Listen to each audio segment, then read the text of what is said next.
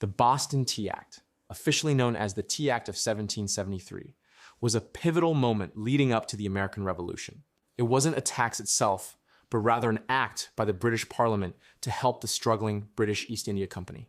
The company had a massive surplus of tea and was facing financial ruin. To save it, Parliament granted the East India Company a monopoly on tea sales in the American colonies and allowed them to export tea directly to the colonies without first going through London. This meant the company could sell tea at a lower price than smuggled Dutch tea, even with the remaining Townshend tax on it.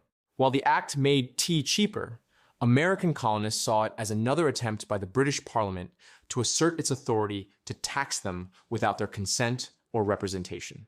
The cry of "no taxation without representation" was a powerful sentiment. Colonial merchants were also threatened by the East India Company's monopoly, as much of their economy relied on smuggling. In most colonies, protests led to tea ships being turned away or their cargo left to rot. However, in Boston, Governor Thomas Hutchinson refused to allow the tea ships to leave without unloading their cargo and paying the duty. This led to a tense standoff. On the night of December 16th, 1773, a group of colonists, many disguised as Mohawk Native Americans and belonging to the Sons of Liberty, boarded 3 ships in Boston Harbor.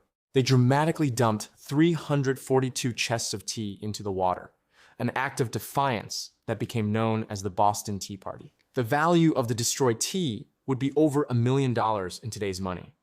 The British response was swift and harsh. Parliament passed a series of punitive measures, known as the Coercive Acts, or what the colonists called the Intolerable Acts. These acts closed the port of Boston until the East India Company was repaid for the destroyed tea, limited town meetings, and allowed British officials accused of crimes to be tried in Britain. These actions further inflamed tensions and pushed the colonies closer to revolution, making the Boston Tea Party a critical moment in American history.